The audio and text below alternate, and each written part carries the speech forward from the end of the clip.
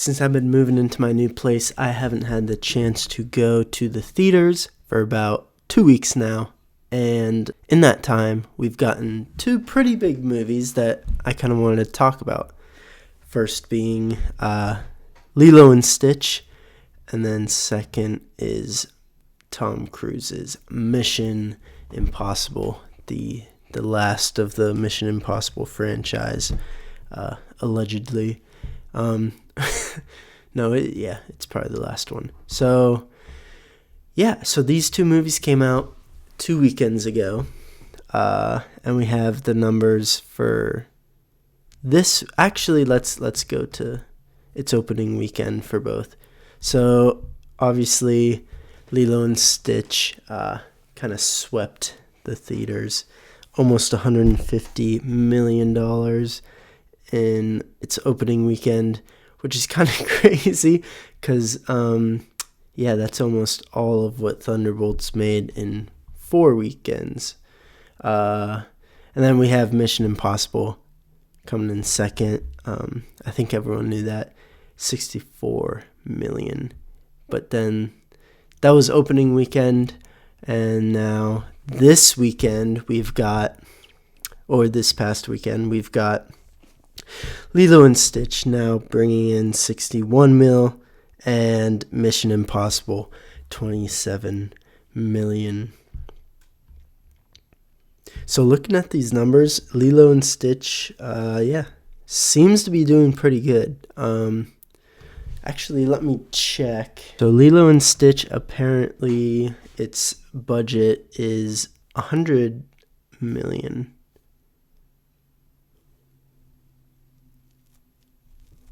Holy, wait. Oh, yeah. Domestic. That's crazy. Okay, so total gross. This is just domestic. I forgot that. Let's see. So if that's 610, what's Mission Impossible? Yeah, and this is sitting at 353 million worldwide. I forgot that this was just domestic. That's crazy. So if Lilo and Stitch 610, that's absurd. If this took 100 million to make, usually say double that is what they need to break even, and they're already at 610 million after 2 weekends, and then that'll just keep growing as the weeks go on. Wow, Disney had a success finally. Good work. They needed that after Snow White. The only thing I've been seeing that people have been kind of criticizing for Lilo and Stitch is that they got rid of the main villain, the big shark looking alien dude who's a giant or whatever.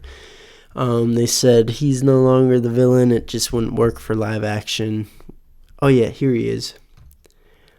Gone too. Right. At that point, I've heard that the other alien is the villain of the story. I'm interested in how that actually works. But I don't know. I guess it was popular enough to make some pretty good money so far.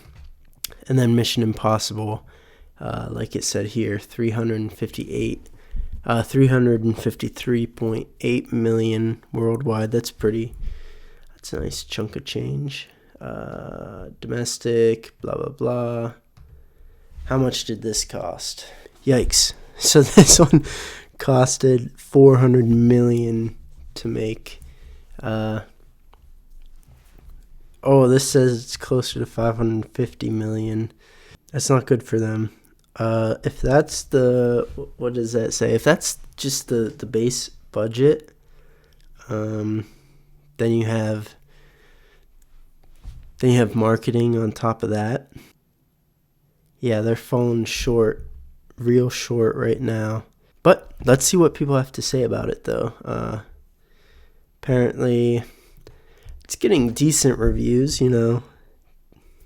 The critics 80%, and then we got the audience around 90, a little less than 90, which is pretty good overall. I personally do want to see this just because I want to kind of see how the end happens and what happens as the finale of this series.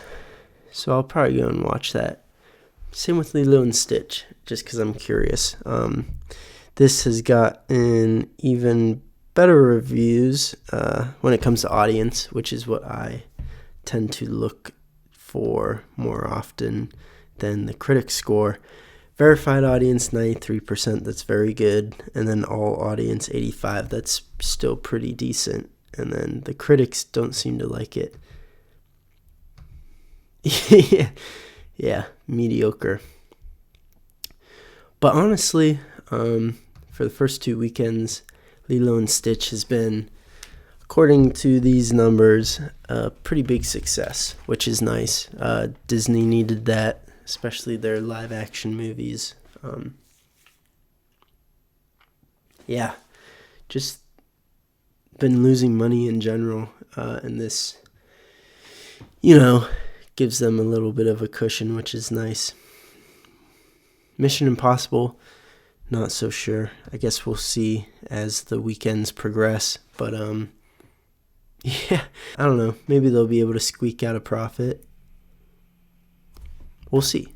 But, yeah, so I've been kind of out of the loop of the movies the past couple weeks just because I've been moving and it's been chaotic.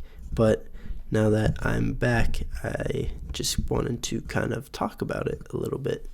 We'll get some more videos up coming up here soon. And one thing I do want to see, especially probably maybe opening weekend, would be How to Train Your Dragon. I'm excited for that. I keep seeing the actors for that, Nico Parker and the other dude, doing, what do you call it? Doing press and going to that new, How to Train Your Dragon world in Universal or whatever. That's been cool. And the marketing's kind of been working for me because they seem like cool enough actors, and I love the original cartoon. It's probably one of my favorite kids movies, cartoon movies. It's really good, and I'm interested in seeing that and how good of an adaptation they will do.